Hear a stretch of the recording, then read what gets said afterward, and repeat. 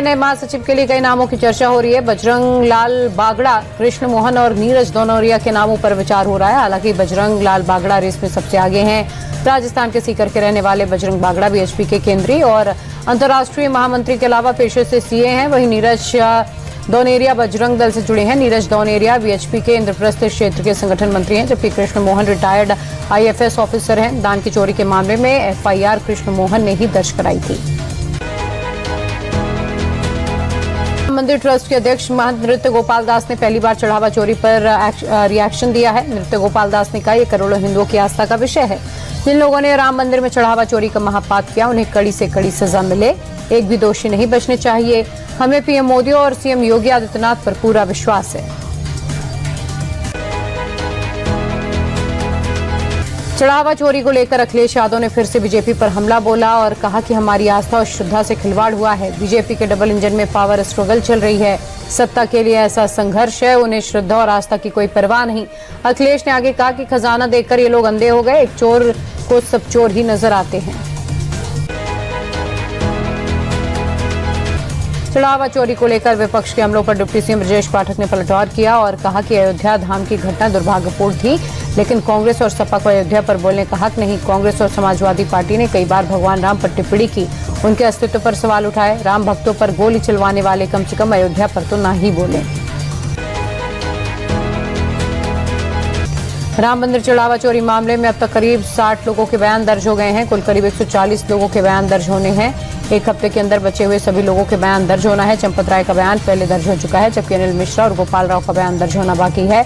इन लोगों के बयान दर्ज हो रहे हैं। उनमें ट्रस्ट से जुड़े लोग, बैंक कर्मचारी, मंदिर के कर्मचारी, कैश गिनने वाले, सुरक्षा में तैनात लोग और सीसीटीवी कंट्रोल रूम में तैनात लोग शामिल हैं। चढ़ावा चोरी केस में जेल में बंद अनुकल्प मिश्रा के खिलाफ एक और मुकदमा दर्ज हुआ। अनुकल्प की चाची नेहा की शिकायत पर इनायत नगर पुलिस ने 8 लोगों के खिलाफ एफआईआर की। नेहा का आरोप है कि अनुकल्प समेत सभी आरोपियों ने उन्हें डंडे से पीटा है। उनका मोबाइल पर्स 20,000 रुपए छीन लिए गए, जबकि उनकी बहन का आईफोन तोड़ दिया गया। अनुकल्प और सोमेंद्र पर नेहा की बहन खुशी से मारपीट कर उसके कुंडल और चेन छीनने का भी आरोप लगा। सीएम योगी की अध्यक्षता में सोमवार को कैबिनेट बैठक में शाहजहांपुर के जलालाबाद कस्बे का नाम बदलकर परशुरामपुरी करने का प्रस्ताव पास हो गया। नाम परिवर्तन की इस प्रक्रिया की शुरुआत मार्च 2018 से हुई थी। ये भगवान परशुराम की जन्मस्थली मानी जाती है। यहाँ भगवान परशुराम का एक प्राचीन मंदिर भी है। बताया जाता है मुगल बादशाह जलालुद्दीन अकबर ने सम्मान में इस कस्बे का नाम जलालाबाद रखा गया था।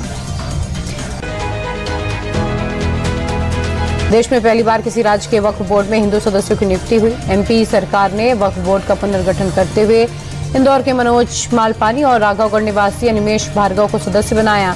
इसके साथ ही सनवर पटेल को दोबारा बोर्ड का अध्यक्ष नियुक्त किया गया। एमपी सरकार का दावा है वह वक्फ संशोधन के नए कानूनों के तहत बोर्ड का गठन करने वाला देश का पहला राज्य है।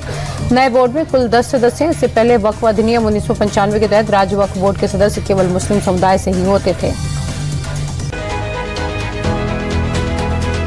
मुंबई में लगातार हो रही बारिश के बीच मानखुर्द इलाके में एक चौल की 3 मंजिला इमारत गिर गई। हादसे में 5 बच्चों समेत 6 लोगों की मौत हो गई। इस हादसे को लेकर बड़ा खुलासा हुआ। वहां रहने वाली एक महिला ने बताया कि 3 दिन से चौल की छत टूट रही थी, टाइल्स टूटकर गिर रही थी। हादसे से पहले मोइनुद्दीन दूसरी चौल ढूंढने निकला था, लेकिन उसके जाते ही चौल गिर गई। उसकी पत्नी और 4 बच्चों की मौत हो गई। पड़ोस का एक बच्चा भी इस हादसे की जद में आ गया।